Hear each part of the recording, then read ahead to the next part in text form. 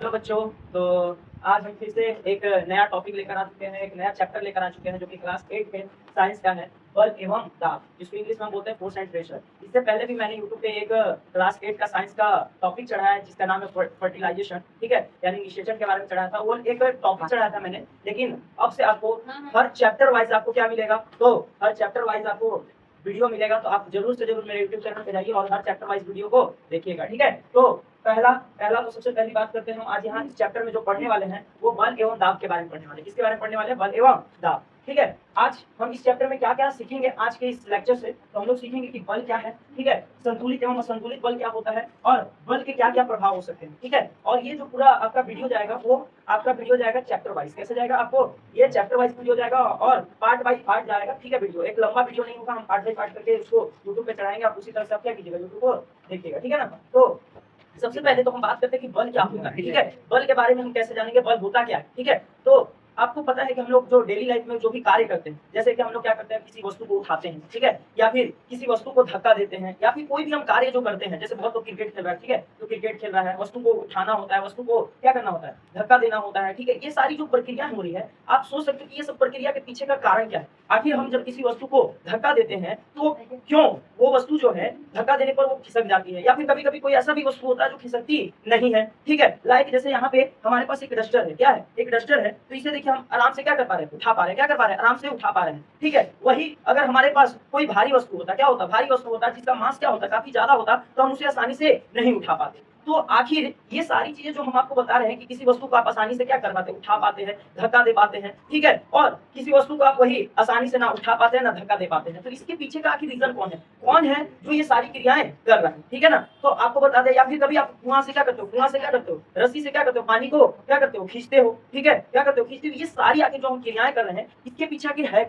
कौन है जो आखिर ये सब क्रियाओं में हमारी क्या कर रहा है, मदद कर रहा है, कौन है वो, ठीक है। उसी कौन के बारे में हम आज जानने वाले हैं। तो आपको बता दें जब भी आप किसी वस्तु को क्या करते हो, खींचते हो, या फिर क्या करते हो, धक्का देते हो, क्या करते हो, खींचते हो या धक्का देते हो, तो उससे क्या होता है कि वस्तु के अवस्था में क्या देखने को मिलता है, परिवर्तन देखने को मिलता है, ठीक है ना। यानी जो वस्तु, कोई वस्तु अगर क्या है, विराम में है, क्या है, विराम में है, तो वो क्या करने लगता है, गति करने लगता है, क्या करने लगता है, गति करने लगता है। या फिर अगर कोई वस्तु विराम में है तो हम अगर उसको क्या लगा रहे हैं, तो इधर से धकेल रहे हैं या फिर खींच रहे हैं, तो कोई वस्तु घसकता भी नहीं है, उसकी अवस्था में परिवर्तन भी नहीं होता है। लेकिन रीजन क्या है इसके पीछे का, इसके पीछे का आखिर कारण कौन है, तो वो कोई और कारण नहीं है, कौन है, बल है। क्या है, बल, क्या है, बल। तो बल ही वो कारक है, बल ही वो कारक है जिसके वजह से अगर हम किसी वस्तु को क्या कर रहे हैं, धक्का दे रहे हैं, क्या कर रहे हैं, धक्का दे रहे हैं, या फिर किसी वस्तु को हम खींच रहे हैं, या कोई भी चीज हम कोई भी क्रिया जो कर रहे हैं जिससे वस्तु के अवस्था में क्या देखने को मिल रहा है, परिवर्तन देखने को मिल रहा है, तो ये सब चीजों के पीछे का कारण कौन है, तो वो कारण है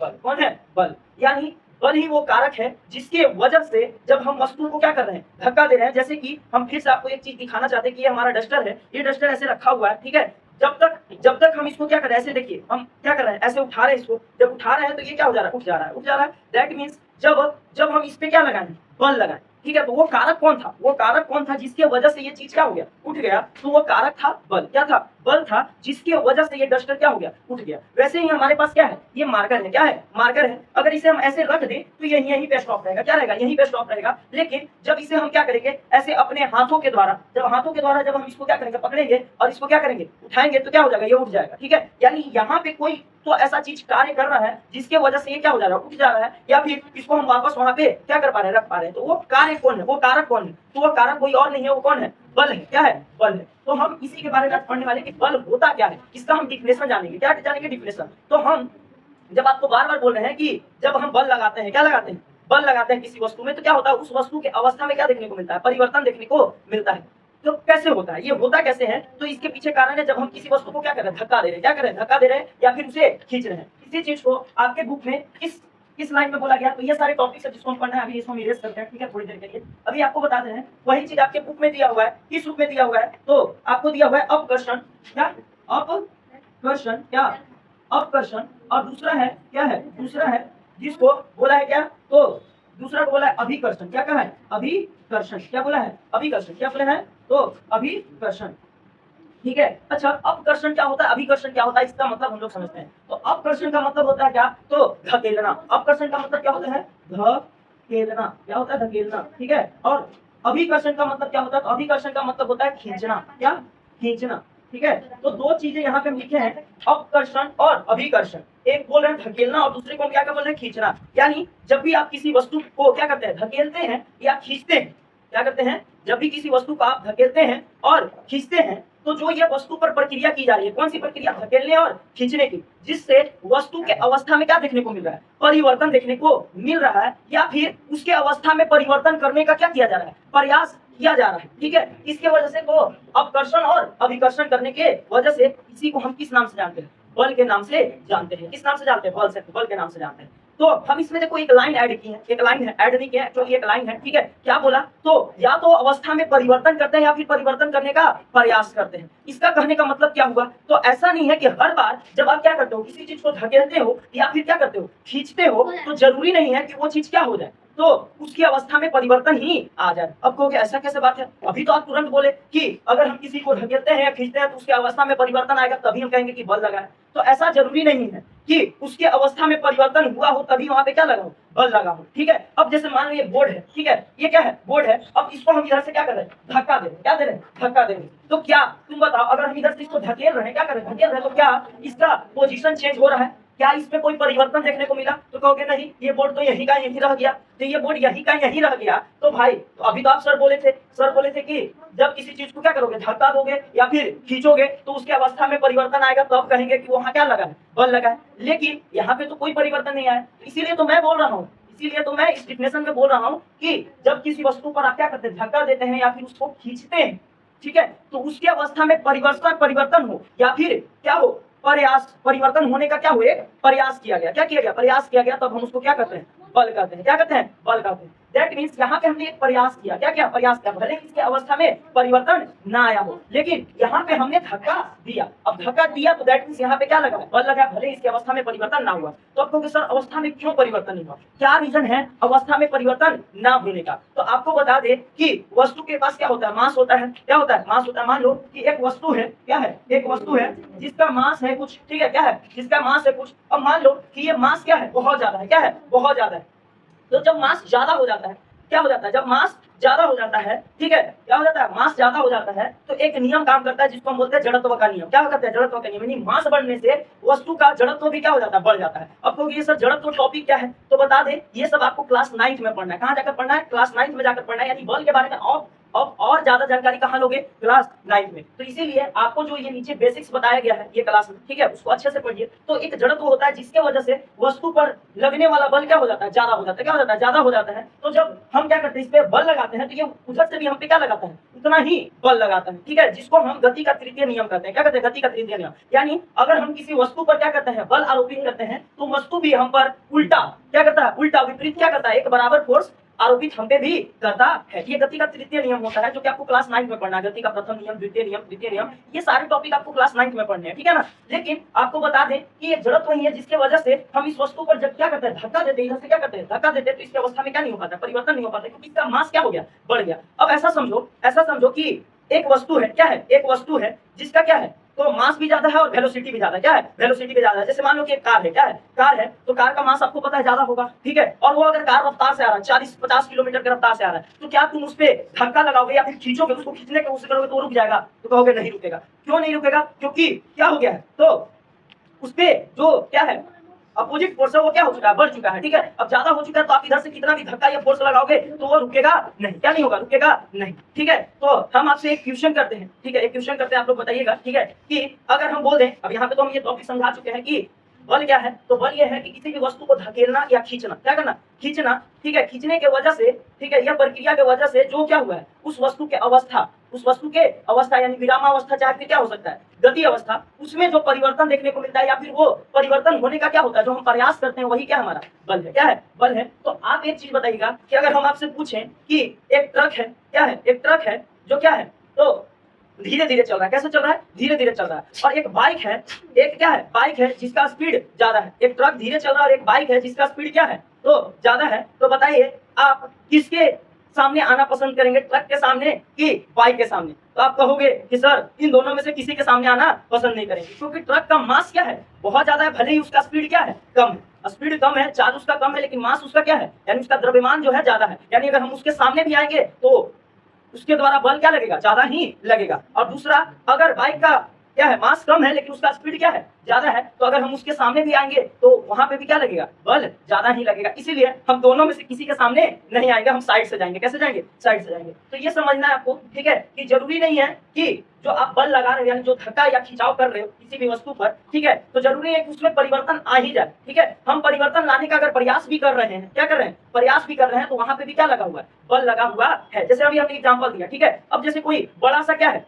दरवाजा है, क्या है, दरवाजा या फिर कुछ भी चीज है, बड़ा सा बॉक्स है, ठीक है। तो कभी कभी क्या होता है कि उस बड़े से बॉक्स को आप खींचने का कोशिश करते पर वो खिंचाता नहीं है, तो क्या वहां पे तुमने बल नहीं लगाया, बल तो लगाया, बट वो क्या नहीं हुआ, खींचा नहीं पाया, क्योंकि उसका मास क्या था, ज्यादा था, उसका द्रव्यमान ज्यादा था, इसलिए आप क्या नहीं कर पाए, उसे खींच नहीं पाए, क्या नहीं कर पाए, खींच नहीं पाए। तो ये था बल। अब इसका डिफिनेशन हम यहाँ पे क्या कर देते हैं, लिख देते हैं कि बल का डिफिनेशन क्या होगा। आप लोग इसको क्या कर लीजिएगा, नोट डाउन कर लीजिएगा कि बल का डिफिनेशन क्या होगा। ठीक है, तो किसी वस्तु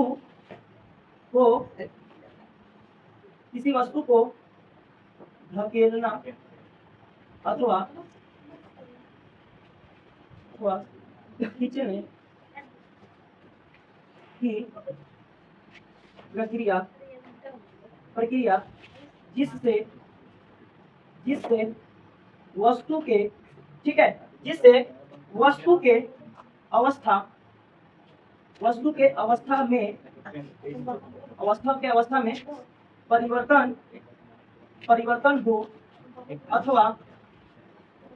में परिवर्तन हो अथवा परिवर्तन के लिए प्रयास किया गया हो, इसे बल कहते हैं। क्या कहते हैं, बल कहते हैं।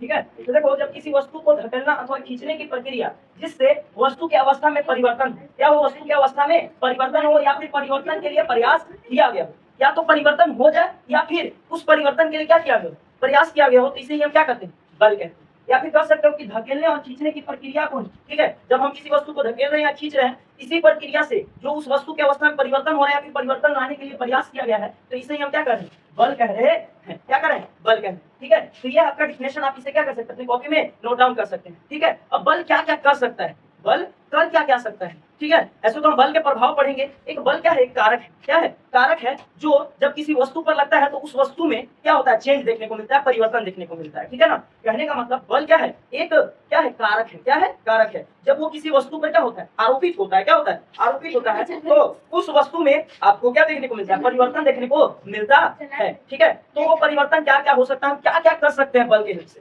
बल की मदद से हम कर क्या क्या सकते हैं, तो आज हम अभी उसको आगे पढ़ने वाले हैं। ठीक है, तो बल की मदद से हम क्या कर सकते हैं, तो जैसे किसी चीज को धक्का देना हो, क्या करना हो, किसी चीज को धक्का देना हो, तो वहां पे भी हम क्या लगाएंगे, बल ही लगाएंगे। ठीक है, किसी चीज को खींचना हो, क्या हो, किसी वस्तु को खींचना हो, तो वहां पे भी क्या करना होगा, बल लगाना होगा। ठीक है, या किसी चीज की आकृति को बदलना होगा, तो वहां पे भी क्या लगाना होगा, बल लगाना होगा। क्या लगाना होगा, बल लगाना होगा। जैसे आप देखते हो बलून, बलून जानते हो ना, बलून। ठीक है, तो हम क्या करते हैं, दोनों तरफ से क्या करते हैं, बल लगाते हैं बलून पे। ठीक है, तो उस बलून का क्या हो जाता है, आकृति क्या हो जाता है, बदल जाता है। आप रबड़ देखे होंगे। ठीक है, तो जब रबड़ को हम क्या करते हैं, दोनों तरफ से दबाते हैं, तो उसका आकृति क्या हो जाता है, बदल जाता है।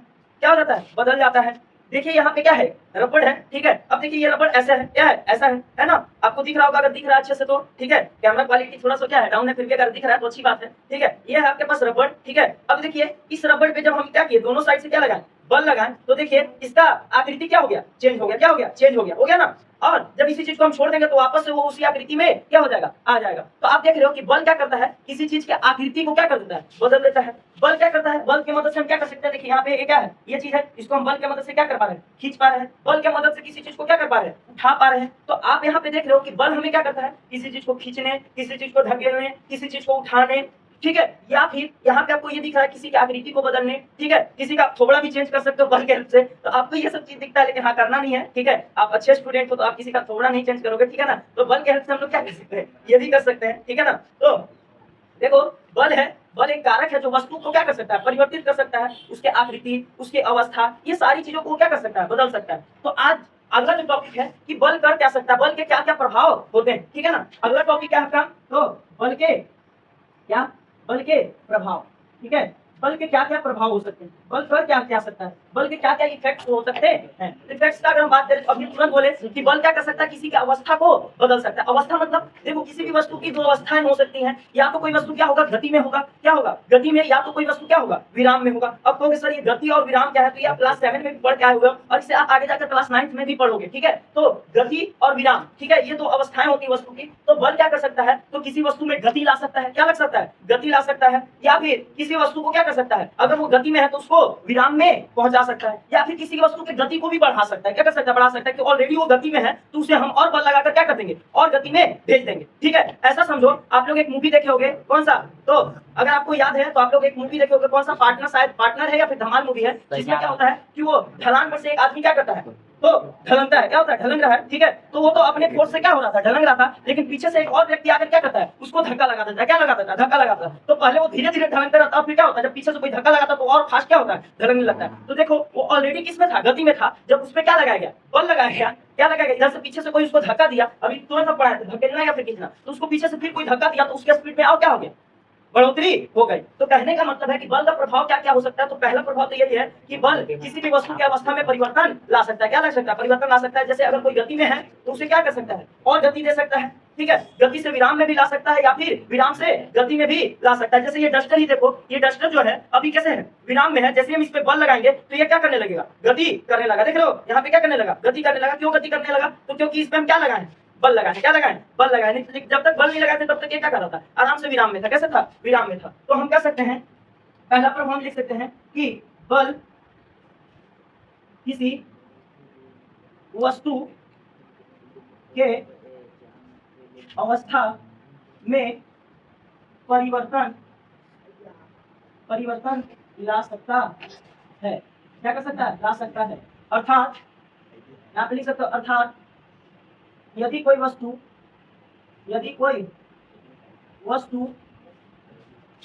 विराम में है तो उसे गति में ला सकता है, ठीक है, क्या कर सकता है, गति में ला सकता है। दूसरा, यदि कोई वस्तु, ठीक है, यदि कोई वस्तु गति में है तो उसे विराम में ला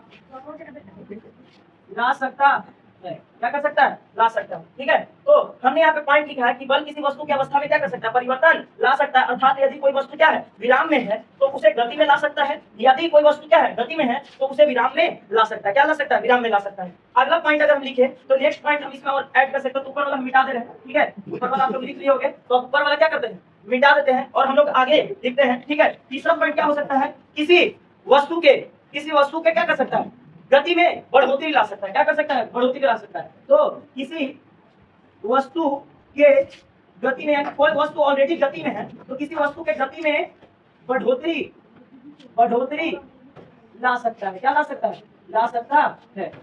और चौथा क्या, तो किसी वस्तु के आकृति में भी परिवर्तन ला सकता है, ठीक है, किसी वस्तु के आकृति में परिवर्तन ला सकता है, ठीक है। और क्या कर सकता है, तो किसी वस्तु के दिशा को भी बदल सकता है, क्या कर सकता है, दिशा को भी बदल सकता है, डायरेक्शन को भी बदल सकता है। जैसे अगर कोई वस्तु क्या कर रहा है, अगर कोई वस्तु उधर से आ रहा है तो हम उसको धक्का दे देंगे तो वो क्या हो सकता है, दूसरे साइड भी जा सकता है। दैट मींस हम उसके दिशा में भी क्या कर सकते हैं, परिवर्तन ला सकते हैं, क्या ला सकते हैं, परिवर्तन ला सकते हैं। तो पांचवा क्या, तो किसी वस्तु के दिशा में परिवर्तन ला सकता है, क्या कर सकता है, किसी वस्तु के दिशा में परिवर्तन ला सकता है। तो ये सारी चीजें हैं जो एक बल कर सकता है, ये बल के प्रभाव है, ठीक है। ऐसे तो मैंने बल के बारे में बहुत सारी चीजें आपको बताई कि जो क्या कर सकता है, बल किसी चीज को खींच सकता है, धक्का दे सकता है, बहुत सारी चीजें कर सकता है, ठीक है ना, क्या कर सकता है। अर्थात कोई वस्तु अगर विराम में है तो उसे कहाँ भेज सकता है, गति में भेज सकता है। यदि कोई वस्तु गति में है तो उसे विराम में ला सकता है। और अगर कोई वस्तु का गति में बढ़ोतरी करना हो, यानी वो ऑलरेडी गति में है और उसकी गति में क्या लाना है, तेजी लाना है, बढ़ोतरी लाना है, तो वो भी कर सकता है। अगर किसी वस्तु के गति में कमी लाना है तो वो भी ये कर सकता है। बल क्या कर सकता है, किसी वस्तु के आकृति में परिवर्तन कर सकता है और किसी वस्तु के दिशा में भी परिवर्तन कर सकता है। तो ये सारी चीजें हम आपको एग्जाम्पल के थ्रू भी यहाँ क्या कर चुके हैं, समझा चुके हैं, ठीक है ना। अभी जो हमारा नेक्स्ट टॉपिक होने वाला है, हम इसे मिटा दे रहे हैं, आप लोग लिख रहे होंगे, हमें उम्मीद है, ठीक है। अभी इसके बाद जो हम लोग को क्या करना है, नेक्स्ट टॉपिक पढ़ना है, वो क्या है, तो अनियन क्रिया। क्या है, अनियन क्रिया। तो हम अनियन क्रिया के बारे में पढ़ेंगे। किसके बारे में पढ़ेंगे, अनियन, किसके बारे में, अनियन क्रिया, ठीक है ना, अनियन क्रिया के बारे में पढ़ेंगे। आखिर ये होता क्या है, तो इसके लिए भी हम आपको एग्जांपल के थ्रू ही समझाएंगे। हर बार हम एग्जांपल के थ्रू समझा रहे हैं, तो इसको भी हम क्या करेंगे, एग्जांपल के थ्रू समझाएंगे। तो आइए उधर से एक हम स्टूडेंट को बुला देते हैं आपको यहाँ पे समझाने के लिए। यहाँ पे एक ऑफलाइन क्लासेस भी चलता है, थोड़ा बहुत आपको पीछे साउंड सुनाई पड़ता होगा, वो हमारे बदमाश बच्चे हैं जो करते रहते हैं आवाज, ठीक है। तो आइए मैं उनको बुलाता हूँ, जल्दी जल्दी आइए, ठीक है, आइए जल्दी। तो देखिए ये हमारे पास आ चुके हैं हमारे क्लास के एक स्टूडेंट, ठीक है। अब मैं क्या करता हूँ, अनियन क्रिया आपको समझाने का कोशिश करता हूँ। जैसे ये लड़का यहाँ पे खड़ा है, थोड़ा समझिएगा, ठीक है, कि आखिर अनियन क्रिया है क्या, अनियन क्रिया है क्या। तो आपको बता दें कि जब देखिए ये लड़का खड़ा है, अभी हम इस पे कोई बल क्या नहीं कर रहे, आरोपित नहीं कर रहे, कोई बल नहीं लगा रहे। तो जब हम किसी वस्तु पर कोई नहीं बल लगाते, कोई भी बल नहीं लगता है, तो हमारे और वस्तु के बीच कोई अनियन क्रिया नहीं हो रहा, ठीक है, क्या नहीं हो रहा, नहीं हो रहा। लेकिन अब देखिएगा कि हम इस पे क्या कर रहे हैं, तो ऐसे करके और इस पे हम क्या कर रहे हैं, बल लगा रहे हैं। तो जब हम किसी वस्तु पर क्या लगाते हैं, बल लगाते हैं, क्या लगाते हैं, बल लगाते हैं, ठीक है। या फिर देखो वो उधर है, हम इसको क्या कर रहे हैं, इधर खींचने का कोशिश कर रहे हैं, ठीक है। तो दोनों ही केस में आप देख रहे हो कि हम इस पे क्या कर रहे हैं, एक बल लगा रहे हैं, ठीक है। अब ये जो बल हमारे और इस वस्तु के बीच में लग रहा है, तो इस हमारे और इस वस्तु के बीच क्या हो रही है, एक अनियन क्रिया हो रही है। क्या हो रही है, अनियन क्रिया। यानी अनियन क्रिया क्या है, तो जब हम किसी वस्तु पर क्या लगाते हैं, बल लगाते हैं, और बल लगाने की वजह से उस वस्तु में अगर अपकर्षण या फिर अभिकर्षण होता है, क्या होता है, अपकर्षण या अभिकर्षण होता है, तो इसी को हम क्या कहते हैं, अनियन क्रिया के नाम से जानते हैं। यानी अगर किसी वस्तु पर बल लगाने पर उस वस्तु के अवस्था में क्या हो रहा है, परिवर्तन हो रहा है, यानी या दूर जा रहा है या फिर पास आ रहा है, तो इसी को हम किस नाम से जानते हैं, अनियन क्रिया के नाम से जानते हैं। तो आपको समझ में आ गया कि हमारे और इसके बीच कब अनियन क्रिया हो रहा है, जब हम इस पे क्या लगा रहे हैं, कोई बल लगा रहे हैं, ठीक है। थैंक यू बाबू, जाओ, ठीक है। तो हम ऐसे करके बल लगाते हैं। तो अभी आपने देखा कि जब बल लगता है, क्या लगता है, जब किसी वस्तु पर बल लगता है तो क्या होती है, एक अनियन क्रिया होती है। क्या होती है, अनियन क्रिया होती है, किन के बीच, तो हमारे और वस्तु के बीच। किसके बीच होता है, हमारे और वस्तु के बीच। अच्छा एक चीज बताइएगा, जो भी हम कार्य कर रहे हैं, जो भी क्रियाकलाप हो रहा है इसमें, तो उसमें क्या हो रहा है कि वस्तु का अवस्था में परिवर्तन हो रहा है। तो इसके पीछे का कारण कौन है, इसके पीछे का कारण कौन है, कारक कौन है। तो अब ये मत कह देना कि इसके पीछे का कारण नरेंद्र मोदी जी है, ठीक है ना। तो इसके पीछे का कारण नरेंद्र मोदी जी नहीं है, इसके पीछे का कारण बिल्कुल क्या है, बल है। क्या है, बल है। तो आप लोग ऐसा ना कर दीजिएगा, क्योंकि अभी बहुत सारा मीम्स और रील्स वायरल होता है जिसमें बोलते हैं इसका कारण नरेंद्र मोदी है। तो इसका कारण नरेंद्र मोदी बिल्कुल भी नहीं है, इसके कारण क्या है, तो बल ही है। क्या है, बल ही है, ठीक है ना। तो आप लोग ये सारी चीजें समझ में आ रहा हो कि अनियन क्रिया क्या है, ठीक है ना। अभी हम लोग को एक और टॉपिक पढ़ना था इसमें, जो कि इस लेक्चर का लास्ट टॉपिक था, संतुलित एवं असंतुलित बल। क्या बोल रहे थे, संतुलित एवं असंतुलित बल, ठीक है। नाम है, अगर इसका इंग्लिश में बोले तो बैलेंस्ड एंड अनबैलेंस्ड फोर्स, ठीक है। बैलेंस और अनबैलेंस्ड फोर्स क्या होता है, तो आपको बता दें कि अगर कोई ऑब्जेक्ट है, क्या है, कोई ऑब्जेक्ट है, इस पे जो कार्यत बल है, चाहे इधर से कोई एक बल लगा रहा है, मान लो इधर से कोई फोर्स लगा रहा है, और फिर कोई वस्तु, माना कोई एक क्या है, इंसान है जो इस देश, मान लो ये क्या है, कोई एक डब्बा है, इस पे क्या लगाया जा रहा है, एक फोर्स लगाया जा रहा है, इधर से इस डायरेक्शन से फोर्स लग रहा है, ठीक है। और फिर कोई आकर क्या कर दिया, इसी डायरेक्शन से फिर से इस पे क्या लगा दिया, फोर्स लगा दिया। तो जब कोई कार्यत बल, ठीक है, जब कोई कार्यत बल का क्या हो, मान हो, वो क्या हो, 0 के बराबर ना हो। क्या ना हो, 0 के बराबर ना हो, तो उसको हम क्या करते हैं, एक असंतुलित बल बोलते हैं। क्या बोलते हैं, असंतुलित बल। यानी किसी भी वस्तु पर कार्यत बल अगर 0 के बराबर ना हो तो हम उसको क्या कहेंगे, असंतुलित बल कहेंगे। तो ऐसा कब होता है, ऐसा कब होगा, तो जैसे ऐसा मान लो कि एक कोई इधर से फोर्स लगा रहा है इस वस्तु पर, इधर से F लगाया, और फिर कोई आकर इधर से इस पे क्या लगा दिया, F लगा दिया। जैसे मान लो कि कोई 5 न्यूटन का, कितना न्यूटन का, 5 न्यूटन का इस पे क्या लगाया, फोर्स लगाया, और फिर कोई आकर इधर से क्या लगा दिया, 2 न्यूटन का फोर्स लगा दिया। तो बताओ इधर से एक फोर्स लगाया गया है, तो ये कितना, इस पे टोटल कितना न्यूटन का फोर्स लग गया, 7 न्यूटन का फोर्स लग गया। टोटल इस पे कितना न्यूटन का फोर्स लग गया, 7 न्यूटन का। तो बताओ इस वस्तु पर लगा बल